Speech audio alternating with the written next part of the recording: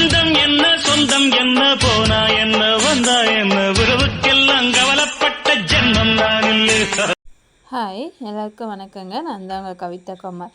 இந்த மார்கழி மாதத்தில் வர ஃபஸ்ட்டு டே இன்றைக்கி பார்த்தீங்கன்னா 4 மணிக்கெலாம் எழுந்து குளித்து முடிச்சுட்டு வந்துட்டேன். இப்போ மணி பார்த்திங்கன்னா 4:30 ஆகுது. நம்ம வாசல் பெருக்கி தண்ணி தெளித்து கோலம் தான் போட போகிறோம். கேட்டு பூட்டி இருக்குது.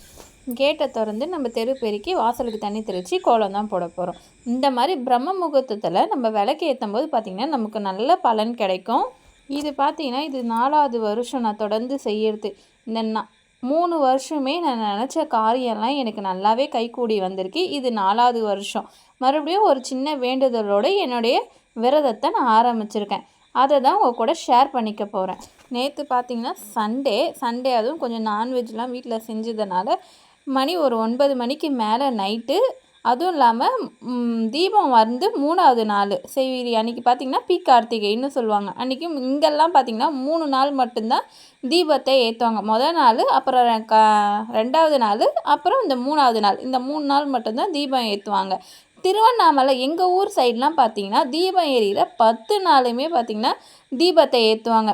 தெருவில் தீபம்லாம் ஏற்றி முடிச்சுட்டு ஒரு 9 மணிக்கு மேலே விளக்கெல்லாம் எடுத்து போட்டு நேற்றே பார்த்திங்கன்னா ஃபுல்லாக தொடச்சிட்டு வீட்டையும் சேர்த்து தொடச்சிட்டு, ஏன்னா காலையில் நம்ம சாமி கும்பிட்றதுக்கு பிரம்ம முகூர்த்தத்தில் சாமி கும்பிட்றதுக்கு கொஞ்சம் ஈஸியாக இருக்குமேனிட்டு நைட்டே எல்லா வேலையும் நான் முடிச்சு வச்சிட்டேன். பால்கனி கழுவிட்டு படிக்கெல்லாம் கோலமும் போட்டுட்டு வீட்டையும் தொடச்சிட்டு விளக்கையும் தேய்ச்சி பூஜை ரூமை நீட்டாக க்ளீன் பண்ணி வச்சுட்டேன். கிச்சன்லேயும் பார்த்திங்கன்னா கொஞ்சம் பாத்திரம்லாம் சேர்ந்து போயிருந்தது. பாத்திரத்தையும் விளக்கிட்டு கவுண்டர் டாப் ஃபுல்லாக க்ளீன் பண்ணி வச்சுட்டோம். ஏன்னா காலைல ஃப்ரெஷ்ஷாக நம்ம எழுந்து வந்து கிச்சனை பார்க்கும்போது அப்போ தான் நமக்கு மைண்டு ஒரு ரிலாக்ஸாக இருக்கும். நம்ம வேலையெல்லாம் அப்படியே போட்டுட்டு போயிட்டோம்னா காலையில் எழுந்து வரும்போதே வேலை செய்கிறதுக்கு கொஞ்சம் சோம்பேறித்தனமாகவே இருக்கும். அதனால் இந்த மாதிரி வேலையெல்லாம் நம்ம நைட்டே சீக்கிரம் முடிச்சிட்டோன்னா காலைல ஃப்ரெஷ்ஷாக எழுந்து இருக்கிற கொஞ்சம் வேலையை பொறுமையாக செய்யலாம்.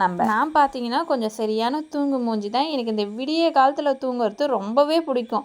நைட்டில் எவ்வளோ லேட்டாக படுத்தாலும் எனக்கு காலையில் தூங்குகிற தூக்கம் தாங்க ரொம்ப பிடிக்கும். ஆனால் வந்து இந்த மார்கழி மாதத்தை மட்டும் நான் விட மாட்டேன். இந்த தொடர்ந்து 3 வருஷமாக நான் கம்ப்ளீட் பண்ணிட்டேன். இது பார்த்திங்கன்னா 4வது வருஷம். ஏன்னா எனக்கு இந்த மார்கழி மாதத்தில் நல்ல பலன் கிடச்சிருக்கு. அதனால் இந்த 4 மணிக்கெலாம் எழுந்து இந்த இத்தனை வருஷம் இல்லாமல் இந்த ஒரு வருஷத்தில் இந்த மார்கழி மாதத்தில் மட்டும் நம்ம செய்கிற பூஜை பார்த்திங்கன்னா நமக்கு நிறைய பலன் கொடுக்கும்னு சொல்லியிருக்காங்க. இது நான் கண்கூடாவே அனுபவிச்சிருக்கேன். இந்த 4 வருஷத்துக்கு முன்னாடியும் நான் மார்கழி மாதத்தில் பார்த்திங்கன்னா சாமி கும்பிட்ருக்கேன். ஆனால் எப்படி கும்பிட்ருக்கேன்னு பார்த்தீங்கன்னா எழுந்திருப்பேன், ப்ரஷ் பண்ணுவேன், ஒரு 5 மணி போல் விளக்கு மட்டும் ஏற்றி வச்சுருவேன். ஆனால் இப்போ பார்த்திங்கன்னா காலையில் எழுந்ததும் தலைக்கு குளிச்சுட்டு அதுக்கப்புறமா வந்து வாசல் பெருக்கி தண்ணி தெளித்து கோலம் போட்டுட்டு அப்புறம் வாசப்படிக்கு நேராக 2 விளக்கையும் பூஜை ரூமில் பார்த்திங்கன்னா விளக்கையும் ஏற்றி மார்கழி மாதம் முதல் நாளுன்றதுனால அன்றைக்கி ஃபுல்லாக தீபார்த்தனை மட்டும் பண்ணி அன்றைக்கி சாமியை வழிபடுவேன். 4 வருஷத்துக்கு முன்னே ஒரு 10 நாள் செய்வேன், 15 நாள் செய்வேன். அப்புறமா பார்த்திங்கன்னா இந்த ஆஃபேலி லீவ் வந்துடும். அதுக்கப்புறம் என்னால் கண்டினியூ பண்ண முடியாது.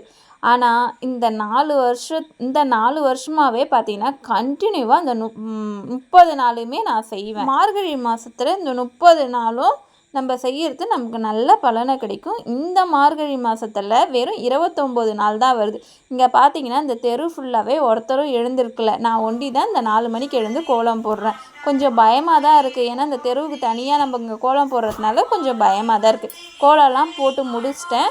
சரி, சாமி கும்பிட்றதுக்கோசரம் கொஞ்சம் பால் வச்சு தீபார்த்தனை பண்ணிக்கலான்ட்டு நேற்றே நான் எல்லா வேலையும் முடிச்சதுனால இன்றைக்கி என்னுடைய கவுண்டர் டாப் பார்க்குறதுக்கு க்ளீனாக இருக்கும். எப்போயுமே பார்த்திங்கன்னா நான் நைட்லேயே எல்லா வேலையும் மேக்ஸிமம் முடிச்சிடுவேன். ஏன்னா அப்போ தான் நம்ம காலையில் ஒரு மைண்ட் ரிலாக்ஸாக வந்து நம்ம கிச்சனில் நம்மளுடைய ஒர்க்கை பண்ண முடியும். நேற்று பார்த்திங்கன்னா கொஞ்சம் சாதம் மீந்துருச்சு. அதை பார்த்திங்கன்னா தண்ணி ஊற்றி வச்சுருக்கேன். இது கூட தயிர், வெங்காயம் இதெல்லாம் மிக்ஸ் பண்ணி மோர் மிளகா வறுத்து சாப்பிடும்போது அவ்வளோ சூப்பராக இருக்கும். எனக்கும் அவருக்கும் காலைல பிரேக்ஃபாஸ்ட்டாக தான் பசங்களுக்கு தோசை மட்டும் ஊற்றி கொடுத்துடலான்னு இருக்கேன்.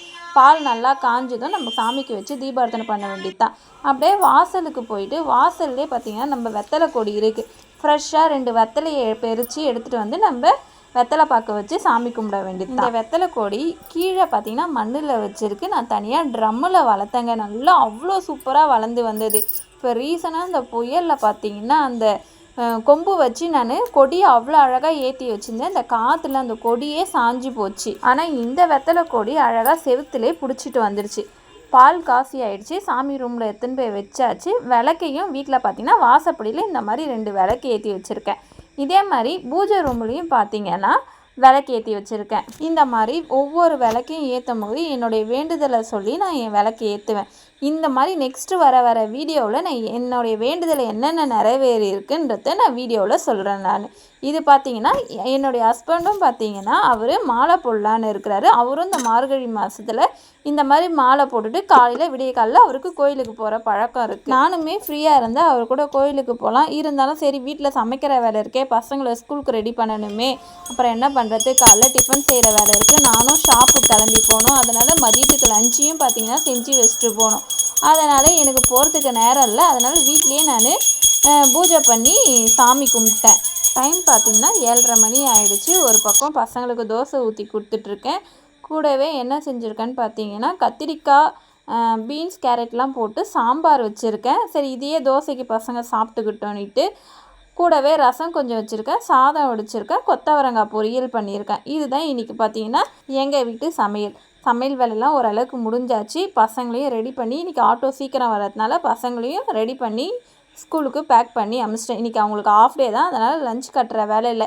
இங்கே விழுப்புரம் டிஸ்ட்ரிக்ட்லாம் பார்த்தீங்கன்னா குவார்ட்டர்லி எக்ஸாம் நடக்கலை, January 2 தான் ஆரம்பிக்கிறாங்க. அதுக்கு முன்னாடி இவங்க ஸ்கூலில் பார்த்தீங்கன்னா ஃப்ரீ ஆப்பிள்ன்ற எக்ஸாம் ஒன்று நடந்ததுனால அவங்களுக்கு ஆஃப் டே தான் ஸ்கூல். ஆஃப்டர்நூன் வீட்டுக்கு வந்துடுவாங்க. வீடியோவில் இந்த பிரம்ம முகூர்த்தத்தில் நான் விளக்கு ஏற்றுறேன் இல்லைங்களா, என்னென்ன பலன் நான் அடைஞ்சிருக்கேன்றதை நெக்ஸ்ட் வீடியோவில் சொல்கிறேன். நெக்ஸ்ட் வீடியோவில் பார்க்கலாம். பாய்.